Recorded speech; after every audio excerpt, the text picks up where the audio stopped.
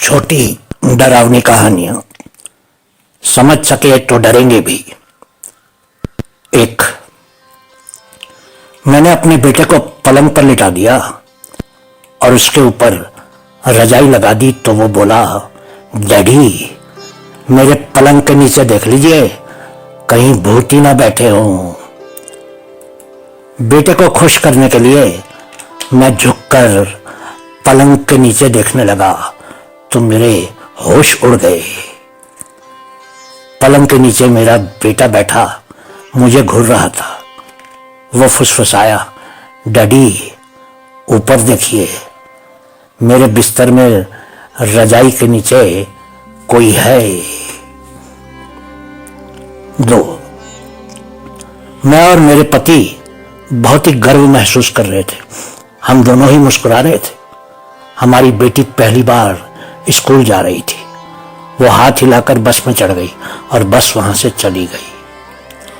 तभी हमारे चेहरों की रंगत उड़ गई क्योंकि हमारे सामने स्कूल की असली बस आकर खड़ी हो गई थी और उसमें स्कूल के बच्चे थे हमारी बेटी को छोड़कर। 3, मैं अपने पेरिस के बंगले के बगीचे में आराम कुर्सी पर बैठा सूर्यास्त देख रहा था। सूरज धीरे धीरे डूब रहा था। तभी दुनिया के दूसरे कोने न्यूजीलैंड से मेरे दोस्त का फोन आया जिसको सुनकर मेरे होश उड़ गए। उसने कहा, मैं यहां न्यूजीलैंड में डूबते हुए सूरज को देख रहा हूं। फोन मेरे हाथ से छूटकर नीचे गिर गया। 4, मेरे डैडी ने मुझे नया घर खरीद कर दिया था। शानदार घर में ताली बजाकर जलाने बुझाने वाली बत्तियां लगी हुई थी। उस घर में मैं अकेली ही रहने वाली थी। पहली ही रात को जब मैं अपने बेडरूम में दाखिल हुई मैंने ताली बजाई तो बत्ती जल गई। पर तभी मेरे पलंग के नीचे से ताली बजी और बत्ती बुझ गई। 5, मैं उस घर में घुसते ही चीखें सुनने लगा। हर तरफ से आवाजें आ रही थी। मेरे होश ही उड़ गए क्योंकि मैं तो जन्म से ही बहरा हूं। 6, मैं भविष्य बताने वाली क्रिस्टल बॉल से पूछने लगा, मुझे मौत से बचने का तरीका बताओ।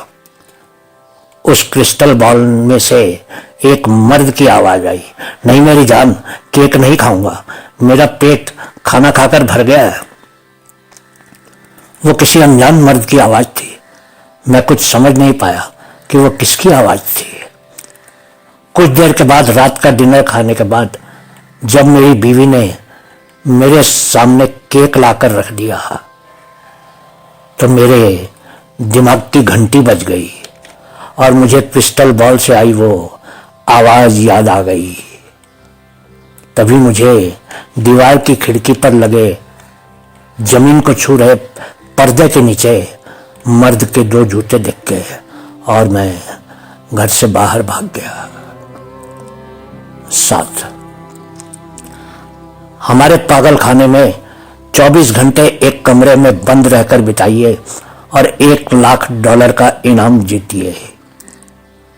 मैं 26 घंटों से उस कमरे में बंद हूं लेकिन दरवाजे का ताला क्यों नहीं खुला है। 8, डॉक्टरी की पढ़ाई के दौरान लड़के अजीब अजीब से मजाक करते थे और शर्तें लगाते थे। एक रात सीनियर लड़कों ने मुझसे कहा, तुम अस्पताल के मुर्दा घर में जाओ और एक एक मुर्दे के हाथ में एक एक टॉफी रख कर आओ। मैंने वो शर्त स्वीकार की और रात के अंधेरे में टॉफियां लेकर मुर्दा घर में घुस गया और मैंने सभी मुर्दों के हाथ में एक एक टॉफी रख दी। शर्त जीतने की खुशी में मुर्दा घर से बाहर निकलते ही वाला था कि दरवाजे के पास रखे मुर्दे के नीचे कफन के नीचे से आवाज आई, मुझे टॉफी नहीं दोगे? फिर क्या हुआ मुझे कुछ मालूम नहीं। बहुत बहुत शुक्रिया।